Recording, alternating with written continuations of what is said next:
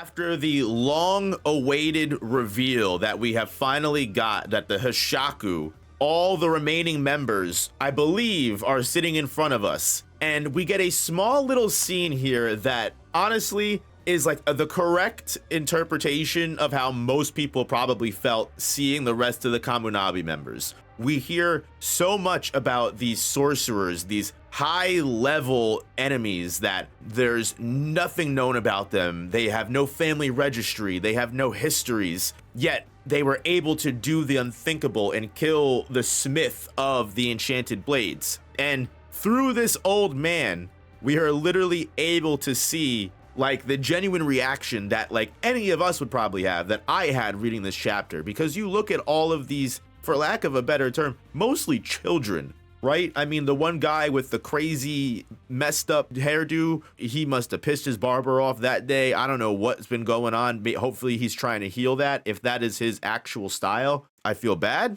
But anyway, without roasting this guy too hard, mostly children. He seems like he might be a teenager, an older, younger adult, but most of these other people seem like teenagers. And the old man says this as Yora pulls up and is like, hey, show me the restroom. He's like, yeah, you know what? Everyone else hid, but I wanted to see the people that killed Rokuhira. And honestly, I'm disappointed. You guys look like a bunch of lowly thugs. I was expecting to see rare, insanely legendary monsters. And he basically calls them out and says, you know what? You guys have been revered as phantoms. Nothing. You guys are just crafty. I don't know exactly what happens in this moment. Whether this has to do with Yora's sorcery, whether this has to do with some kind of darkness that resides within him, the secret that honestly a lot of people have been theorizing, and I even theorized last chapter with the fact that we know the Sword Saint is also familiar with whatever is going on. It seems like there are specific things going on in a time frame. We have a very clear-cut moment last chapter of the Sword Saint realizing that it's almost time to do things. And even the subtle remark that the Magatsumi voice, the word and only word that the Sword Saint has uttered in over a decade, was at a specific 3:47 p.m. timing, almost as if the Hashaku have been following everything to a T, potentially, some kind of schedule. And we even see it here right before they infiltrate the rest of the Hashaku members into the depths of Kamunabi headquarters. The person that we saw with Hirohiko in the very beginning of the Swordbearer assassination arc seems to be drawing a seal, some kind of hole in the barrier of the Kamunabi. And there was a traitor in the midst of all of the people maintaining the barrier, and he was maintaining a blip for a very specific time. Unfortunately, I mean, for him, he gets caught by one of the higher ups in the Kamunabi and they're able to repair the blip, but the Hashaku are able to catch on to this, adapt, and still make their way inside. And this is where things get weird, because if the Sword Saint is on a timetable, just like all of the other Hashaku members are, this moment where Yora flips his coin for the old man and says, hey, if I hit tails, you can kill me. If I hit heads, you'll show me the restroom. Once that coin hits and it falls to heads instead of the old man's tails, the old man is shocked. He feels this oppressive, disgusting aura as we kind of look into some kind of ritual or spiritual site, potentially the inner chambers of the Sword Saint, because we see Yora's eyes, his blackened, dark-hued eyes, as he says that the gods are on his side. Listen, I don't want to theorize too crazy, but if Yora and the Sword Saint are connected to some degree, this is pretty much the biggest clear-cut proof that we could ever get. On top of the fact that, again, if all of these things have been mobilized and the 4D, dare I say 5D chess that Yora and Hashaku have been planning are actually down to the minute second, and it has been since the Rakuzachi that all of this has been planned, then you know what? Honestly, I'm with the old man when Yora goes, hey, now am I living up to your expectations? The old man immediately shows him that restroom and says, what the hell is with this guy? So whatever the heck Yora is with, whatever Yora's special trait is, whatever Yora's sorcery is, whatever his origins are, I'm probably betting my money on them being very related to the Sword Saint in some way, shape, or form. How crazy would it be if the Sword Saint, no longer able to enact his will of releasing the malediction upon the world, the Sword Saint and the Shinichi were so powerful, their true realm was so strong, they were able to literally imbue that will into another person, into another human being.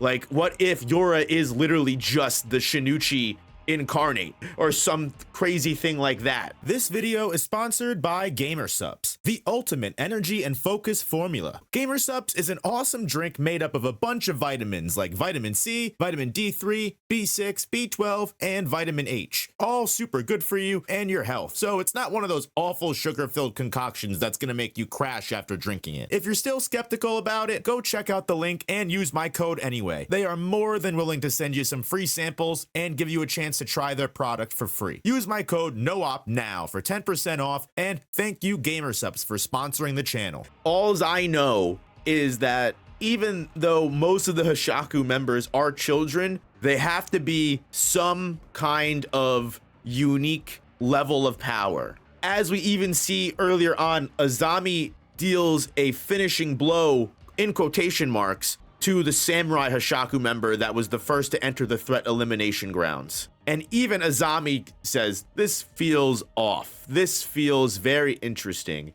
I wouldn't even be surprised if this guy was a decoy, if this samurai guy was not even a real Hashaku member, a fake. Or if, as a lot of people have also mentioned, that this guy is just gonna literally get right back up and we are going to see an even greater battle between Azami and the samurai guy, because there is something going on with all of these Hashaku members. If some of them are this young, yet they're able to present a problem to the government of this level. Even one of the youngest members that looks like he's very nervous. A lot of people are mentioning he's constantly nervous. He goes to the bathroom with Yora and he's not able to actually go to the bathroom because he's anxious. And Yora mentions that nervousness is something to exist with. Everybody gets scared sometimes, and that's something that is a tale as old as time with bravery. You know, oh, you know, how do you be so brave? How are you not scared? The brave person is always scared. They fight through the bravery. And the one thing that's important, besides this little philosophical tangent I went on, is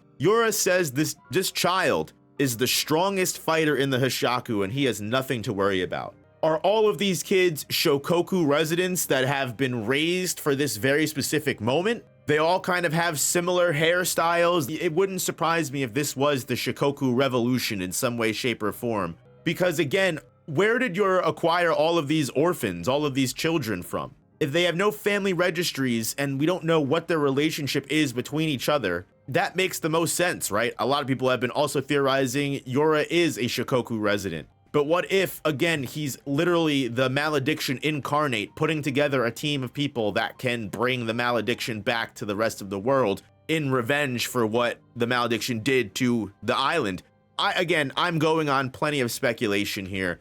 But speaking of unique abilities, the last piece that this chapter finishes off with, as the Hashaku members infiltrate in one of the most hype squad pull-up moments, and also for Yora being just the leader, the fact that he is more than willing to aura farm with his, his allies, peak. But also peak is Hokazono foreshadowing and ending the chapter off with the reveal that now that Yora's eternal contract is broken, it's potentially possible this man will be able to awaken his original sorcery. And that is something that the community and the fandom has been talking about for a long time, especially since Yora came back. So I think that's what I'm most excited to see, besides all of the big fights that are clearly going to occur, especially with Samura, Chihiro, the Masumi, all making their way to Kamunabi headquarters as well. Hiyuki and Shiba are still absent. Shiba does have teleportation, so it's possible he can pick Hiyuki up and make a quick gun to Kamunabi headquarters. Considering the Masumi were able to get a notification, it makes sense the other guys would be able to get a notification. However, Shiba does have a habit of being late almost all of the time. So that's also something to keep in mind. But either way, whatever goes down in this Kamunabi invasion, Kamunabi raid, whatever it is, just know I am more than excited to see what is going on, and I hope you guys are also enjoying it. Make sure you hit that like button, you subscribe so you don't miss any future reviews or any future reaction streams, and I'll see you guys in the next one. Peace.